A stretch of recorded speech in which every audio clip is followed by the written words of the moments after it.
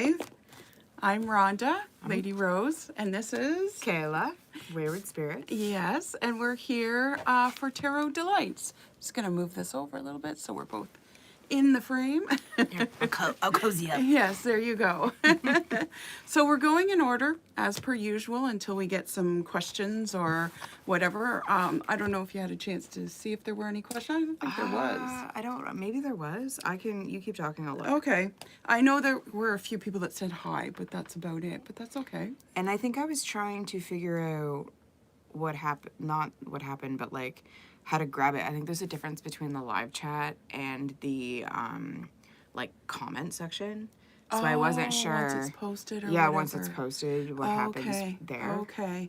Because we can't always see everything live, so don't be afraid to put it in the comments as I throw my pen across the table there. Afterwards, if you have some questions, or you can always go to our Facebook group, Goddess Garage, and post questions there as well for our Tarot Delights.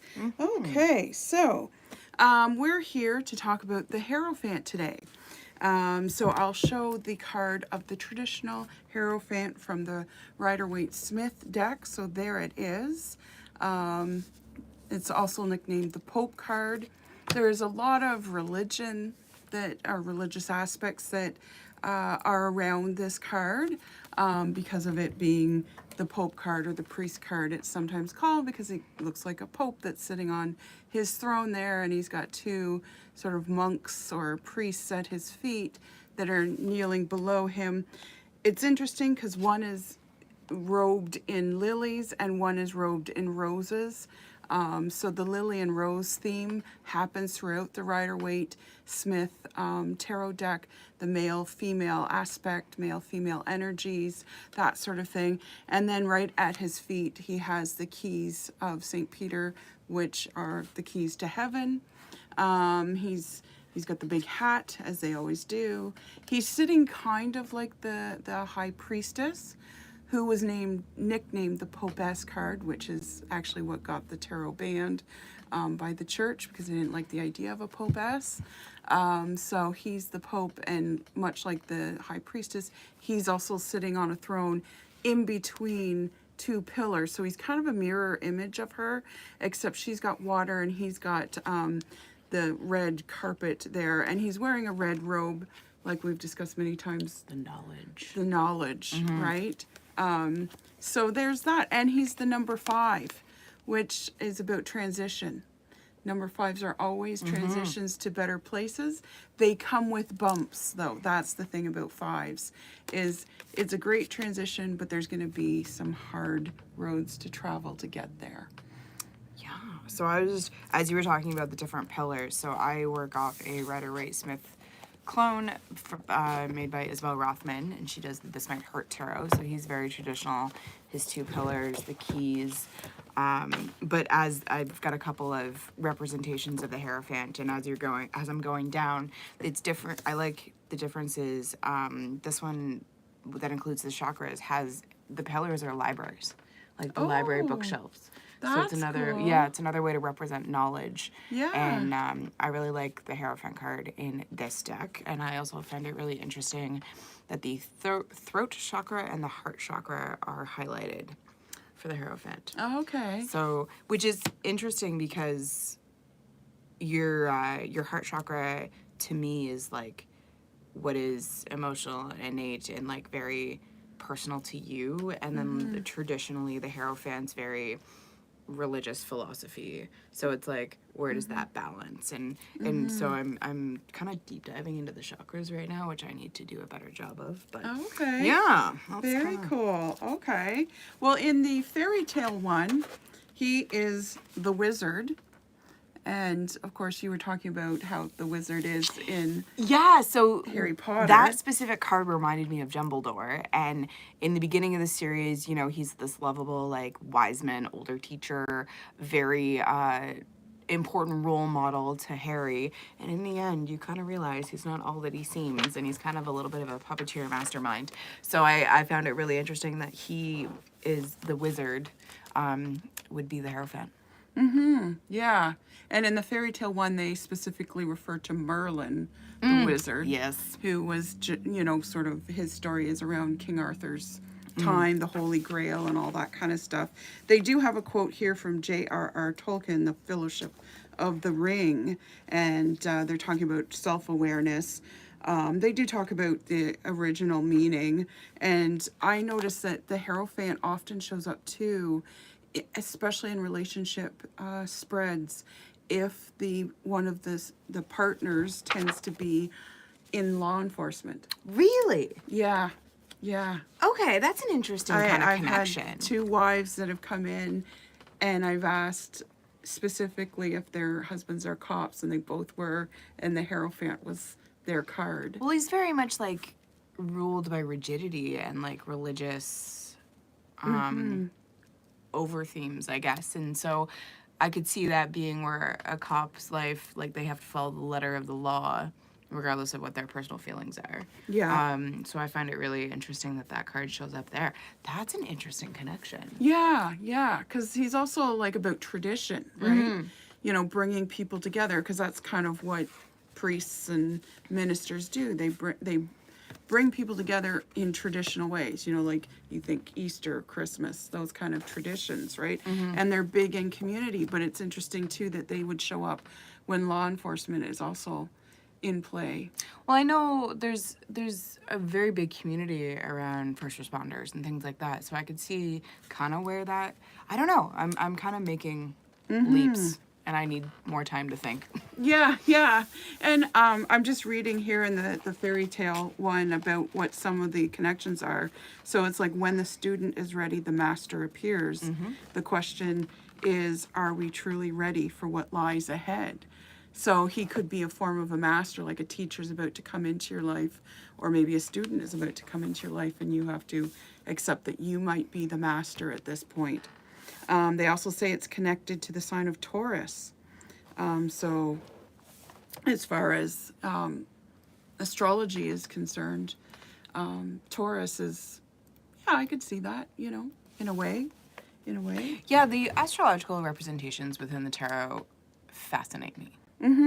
Because because I'm seeing this with the chakras too. So like I'm working off of one particular chakra deck, but I know that's not the be all and end all, and other people have different opinions on which chakras should go with which card.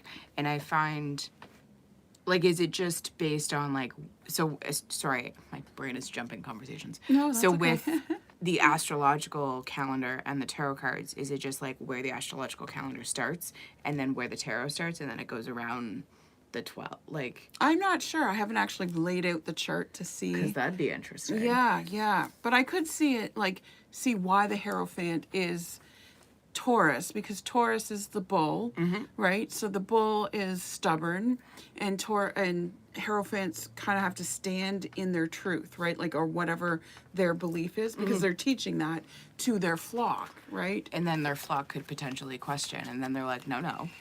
Yeah, You can question, but this is where we stand. Yeah, Yeah. But the thing with ministers, priests, religious leaders, they're often building their flock too, right? So they're adding to numbers, and Tauruses are the builders of the zodiac, right? Okay, then that's that Yeah, kind of and it's melds earth together really well. It's an earth element, so very grounded, very steady, because that's what you want in your spiritual or religious leader, of course.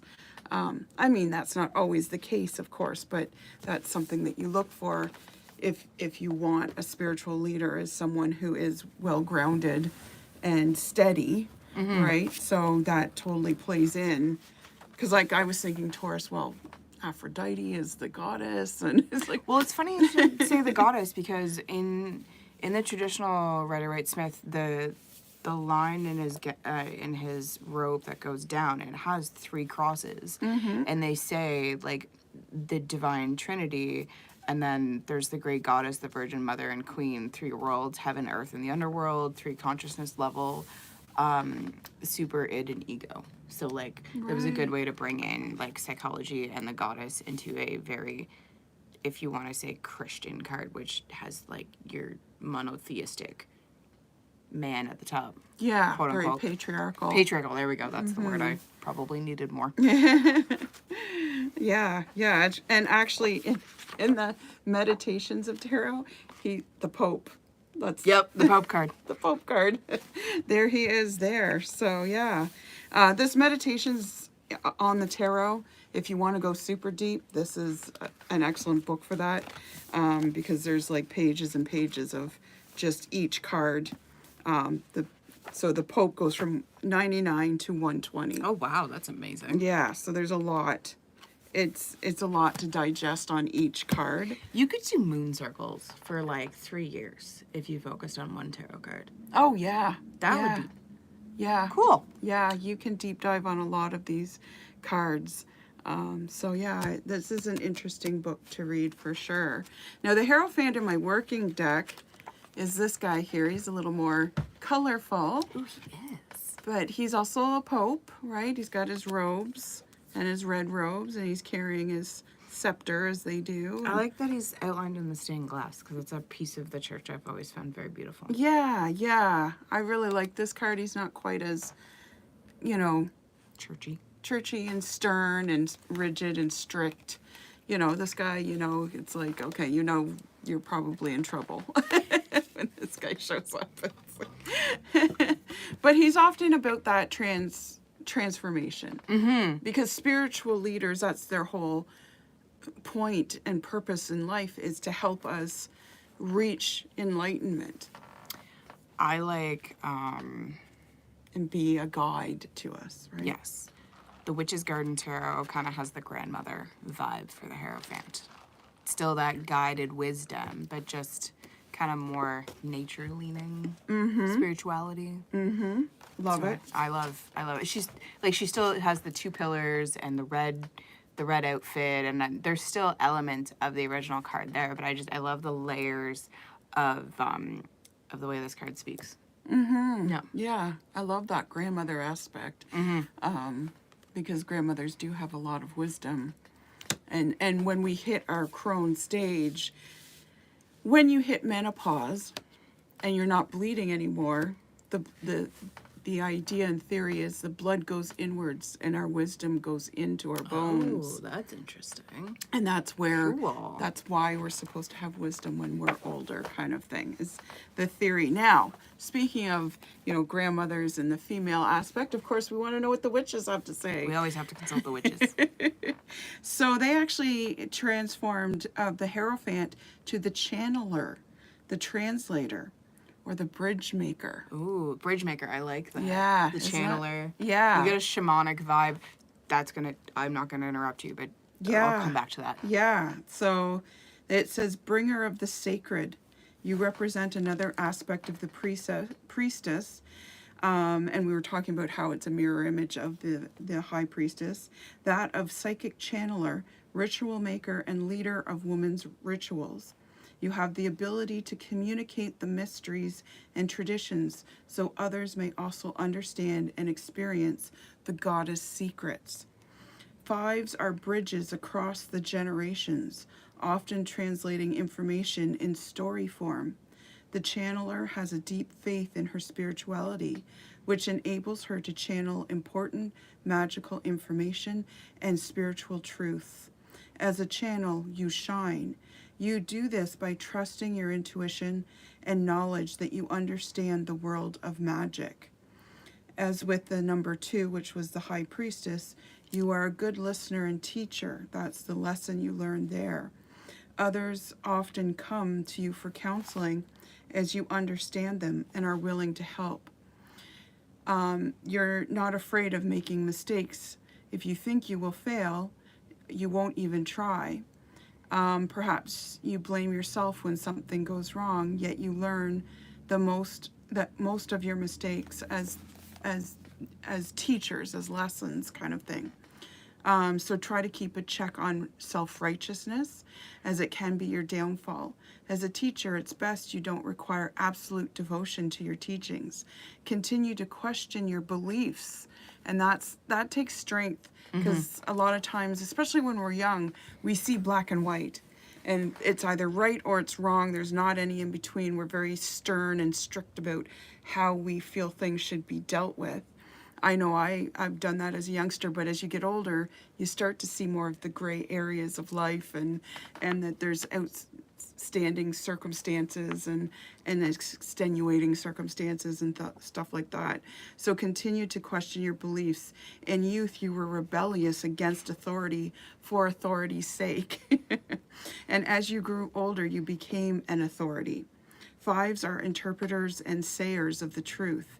They are expert at interpreting and teaching rituals based on tradition and adapting them to be useful in a wide variety of circumstances. I bring the sacred woman's mysteries. I understand magic. I bridge generations and traditions, bringing many people together.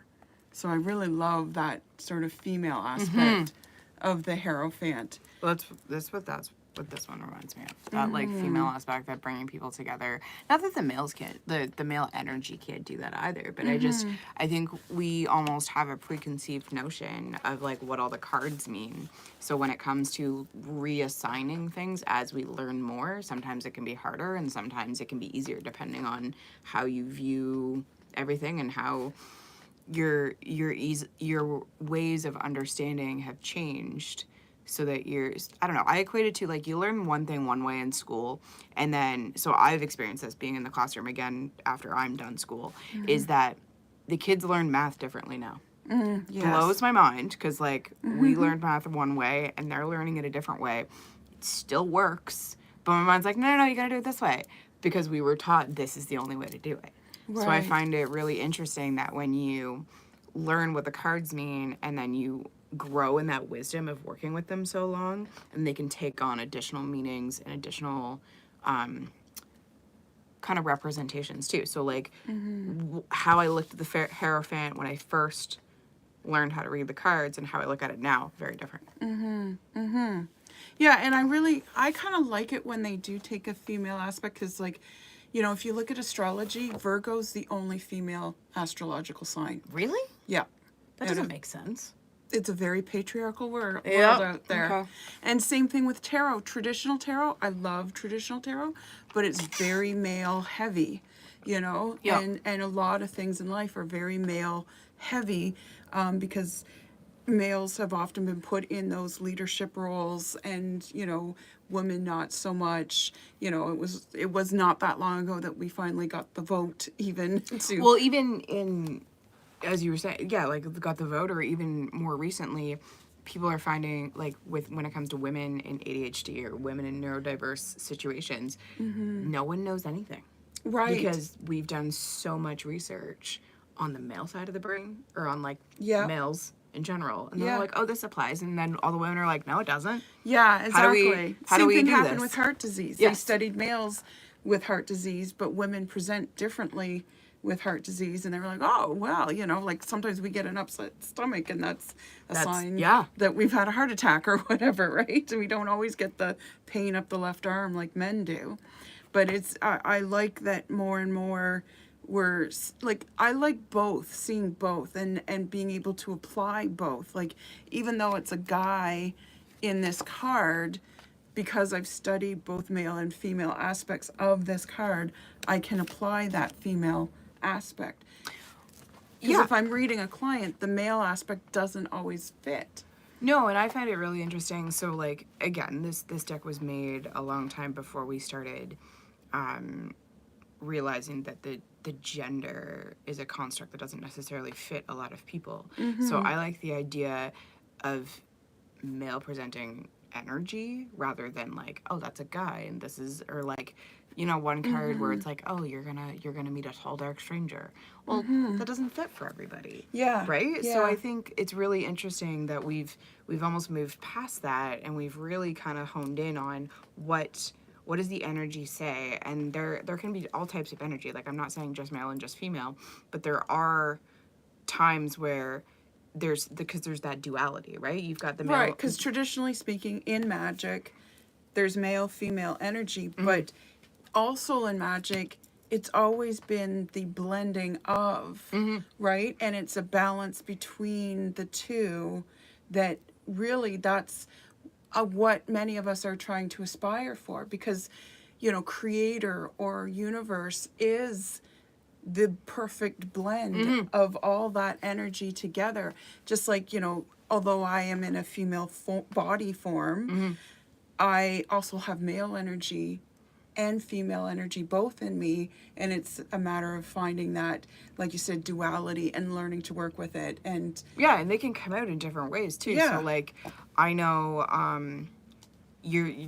and again, traditionally, not necessarily all the time, I find the softer ways of dealing with things, or the female energy, is great when dealing with children. But if you're like, I need to be confident, and I kind of call more along my masculine energy to try and be like, no, I need to be assertive and confident and da da da da da. Not that I'm saying female energy can't be that way, no, but for me, it just, I kind of try to balance the two, and some situations call for a little bit of more than the other. So I find it really interesting that you're right, we are the balance of both, and they're very useful in any given situation. yeah, absolutely. And it's always kind of interesting to take a look at each card and kind of say, okay, here's what the female side of this card would be. Because like even in tarot, we talk about the dark side and the light side of Yep. each card, right?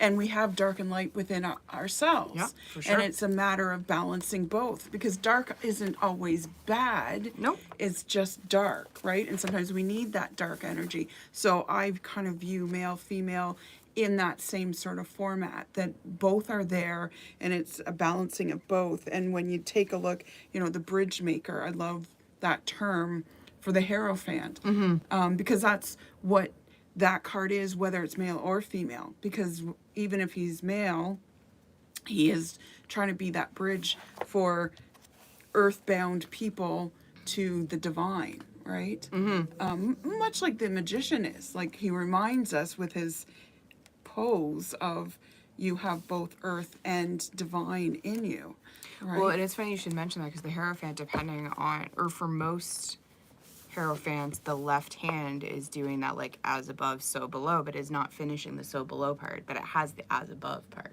So I kind of get a little bit of a connection between that, the Hierophant and the magician, Oh, okay. in that. So like in these two specifically, it's doing it, and even Grandma over here she's got Okay. that like left hand doing the, where's my one? It had an explanation. Left hand to you or to them? Because that's actually their right hand. Okay, so that is Because the they right- always bless with the right hand. Okay, so then I'm thinking left hand to me, but you're right, it is the right hand. Yeah, because the right hand is the sender of energy. Left hand is receiver, of energy. No, that would make sense then, because if they're using it to bless others. I found it really interesting, the Darkwoods Tarot. It's a tree. I love that. I don't know why it just resonate. Well, I love trees, but like it just speaks to like that knowledge and reverence that we should have for nature, or that like reverence we should have for nature and learning from nature. Yeah, yeah. No, that's awesome, because like, we've just recently learned, as far as mankind is concerned, that even the stumps of trees still support other trees around and communicate. So that's, Oh, yeah. their communication system is bizarre in the best way possible, because Yeah. it is phenomenal. Yeah, it certainly is. It certainly is. I'm just looking to see here what it has to say. Not much. But he is a connector to the divine. He's a reminder too of the divine. He's sort of been given a bad rap in some ways, because he is seen as rigid, and also the bad rap that priests have been getting Yes. over the last Well, while, right? As I was preparing, there's a sentence in here I'm not going to even say it, but Yeah. I don't agree with it. So I find it really interesting that it is perceived as one way, but like there's so many other aspects to the card that people aren't necessarily hitting on, because it doesn't fall, I guess, in the societal norms, maybe? Well, for thousands of years, we've had spiritual leaders, from medicine men and medicine women to shamans to druids to, like outside of, like, when you think of the Pope card, people immediately think of modern day Christianity, and we lump priests and ministers and all those guys in there. Yeah. And unfortunately, modern day did take it to a level of men only. The nuns can be cloistered away and making our little Eucharist cakes, but but they cannot perform mass. No. But yet at the beginning of the church, women did perform mass because it was a numbers game, right? They wanted to make sure that people were being converted. So they were like, anyone can do it. Yeah, exactly. So they were letting men, women, and everybody that wanted to sign their name on the dotted line in. But then it became a man's world. Yeah, I found that really interesting. As long as it suits them, it works out that way. Eh? Now the Hierophant in, this is the Light Seers Tarot. So there's the Light Seers there. Chris Ann? Chris Ann. Yes. So it's a very female dominated tarot as well. And it's someone laughing at the bottom of, I'm assuming, the staircase to heaven. That is an interesting viewpoint, the staircase and the knowledge it takes to get up. Yeah. But what I love is that she's laughing, because anybody out there that knows Buddha, my husband likes the very serious, skinny Buddha who's like umming and meditating. I myself love the fat, laughing Buddha, and that's the enlightened Buddha. Yeah. Is the one that's laughing and fat and enjoying life. And, you know, you got to laugh at yourself. You got to laugh at life. You got to laugh at the divine. Just, you know, have fun, right? And that to me is the best kind of spiritual leader, is learning how to laugh. Well, it's taking that non-serious tone, right? Like, you can't just go through life and be all like, I'm gonna do my job and, you know, all work, no play.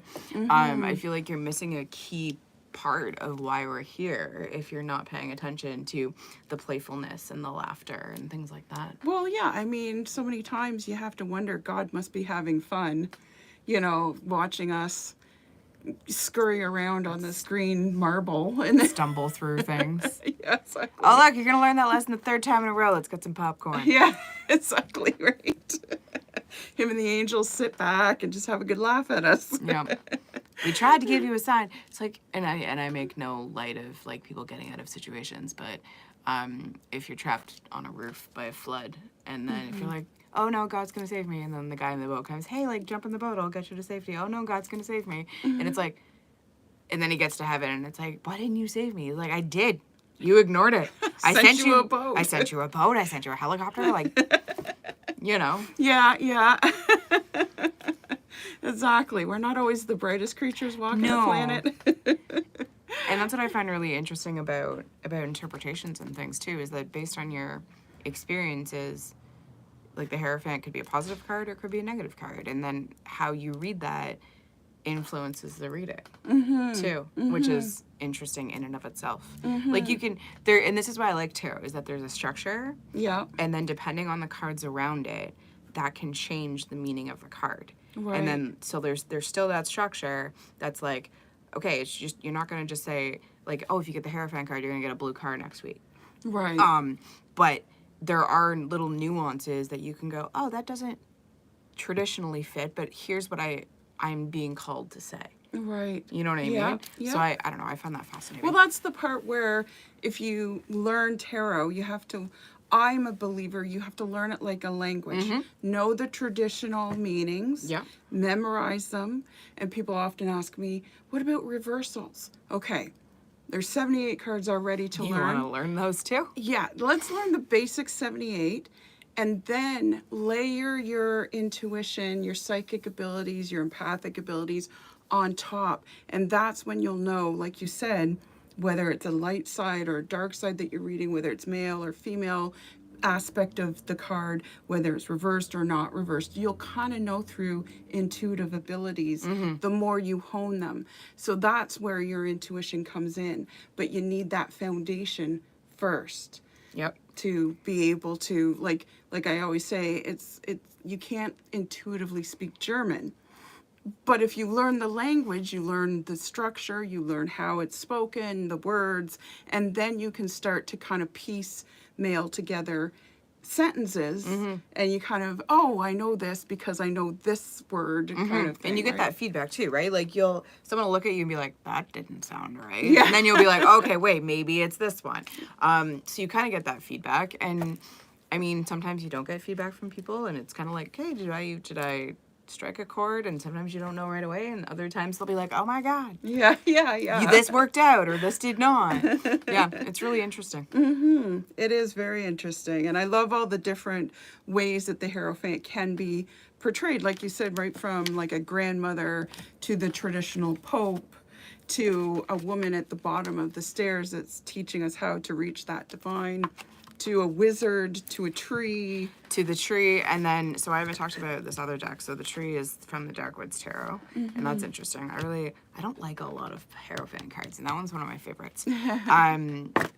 Wildwood? Yeah, Wildwood. Okay, so I'm not crazy. So the Wildwood, the Hierophant is called the Ancestor, and it's actually taken from some lore in the British Isles, because that specific deity person statue has a name. I love the ancestor aspect. And the Hierophant card needs to be radically different. The entire concept of patriarchal dogmatic doctrine and established religion doesn't really apply, although we don't know much all about the early Celts' religious practices. The ancestor is very much a reflection of the Reconstruction, and is also, to some extent, represents a very personal perspective. And it's based on the Greenwood Tarot. So I feel like the Greenwood Tarot came first. And if you're in the tarot community, you'll know it's a very sought after and very expensive deck because it's out of print. And then they created the Wildwood Tarot. And then so some of the aspects in the Greenwood Tarot carried over to the Wildwood Tarot, and that's why it's being mentioned. And then where the imagery came from, Chelsea's vision of her guide, Ellen of the Ways. And Ellen doesn't feature heavily in this deck, but is critical to the creation of the Greenwood, and was done through shamanic journeying, followed by meditations. Ellen of the house, she was the guardian of the travelers and protector of the pathways. And there is still at least one road in Wales that is named Sarn Ellen. So there's like a very deep-rooted history in this card, and I don't know enough history to like please go look it up yourself. It's fascinating.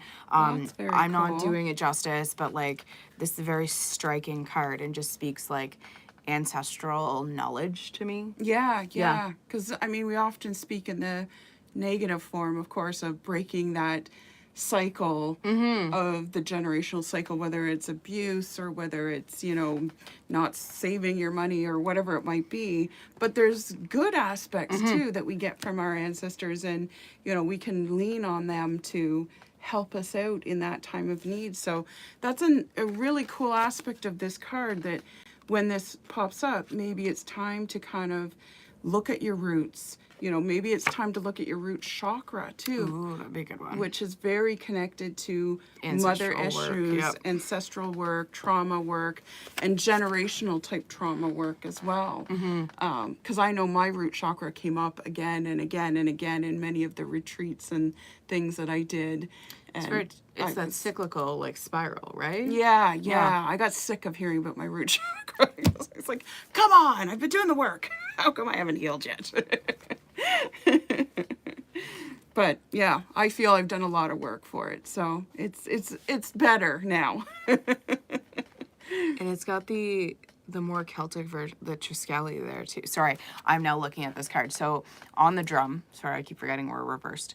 On the drum, it has the Triskeli, which is the three spirals, and depending on how deep you want to go, that can talk about the three cauldrons. So there's like the upper world, the middle world, and the underworld. Like, oh man, it's a whole other episode. And there's a whole lot of cauldron stories in Celtic folklore and stuff like that, right? The cauldron that will feed you forever, the cauldron that no coward can eat from, so you can tell a coward in the crowd kind of thing. There's a lot of cauldron stories and whatnot. So yeah, very, very interesting. It's a very important element of the Celtic history, the cauldron. And even the nursery rhyme, Peas Porridge Hot, all about the cauldron.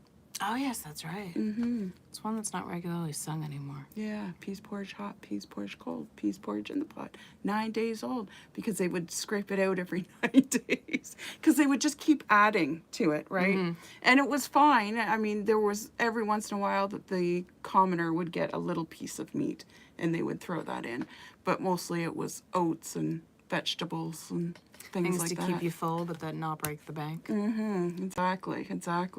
See, vegetarianism is not a new thing. It used to be a poor thing. I hear that. It's not so poor anymore. Vegetables are expensive. Yep. Good Went Lord. through a phase in college. I was like, up too poor to buy meat. Yeah, right. But even vegetables and fruits, it's like expensive to eat healthy these days. It really is. Yeah, I just noticed Loblaws had Twinkies on sale. I'm like, Twinkies? Really? Let's put some apples on sale. There's a whole other issue with Yeah. Loblaws there too. Exactly. It's like, Twinkies are not a staple. Don't put those on sale. Well, I mean, you could put them in a bomb shelter. They'd still do you Yes, good 35 it's years true. later. True. Ain't that the truth? Oh, goodness. Well, what else do we got about the Hierophant? Anything? Or have we pretty much covered it? I think we've pretty much covered it. All right, cool. Well, I'm glad you could be here for the Hierophant. We're hoping to do next week as well for the Lovers. Oh, it is the Lovers. Yes, I was like, what's 6? Oh, the Lovers. That'd be a good one. Yes, that will be a fun one. The Lovers. Every time lovers show up in a spread, everyone always thinks, oh, am I going to be in love? I'm like, well, are you in love? I don't know. It's not always about love. No, but it has a really interesting aspect because it also depends on. So I've seen many cards where it's almost like a love triangle is represented. Yeah. And that doesn't necessarily mean there's a love triangle coming for you. So I don't know. It's an interesting choice card. It is. But this is also sometimes seen as a marriage card, too. Oh, yes, that's right. Because the priests used to marry people. And Yeah. yep. Yep. So, sometimes people see that and think, am I going to get married? And actually, it's the 4 of Wands that's nicknamed the marriage card. Yes, it is because it's that celebration. And yeah, It's I like usually that 2 one. people getting together. In my working deck, it's 2 people getting together there's usually 2 kids. And then in my working deck, there's bunnies. And we all know what bunnies do. Yep. I think there's other things. This one, there's like the 4 wands, but they're like dressed up and celebratory, and it's very so I could see where it being the marriage card. Right. Yeah. So interesting. Yes. Well, thank you for joining us. Yes. And please subscribe to our channel. Share it with your friends, anyone that might be interested. Ring the little bell so you know when we are going live.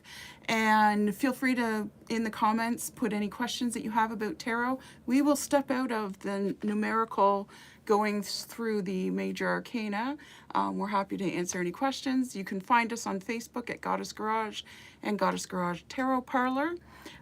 So yeah, Tarot Delights. Thanks for being here. Delights, yes. Another great episode. Thank you so much. All right, bye. Bye. Yeah.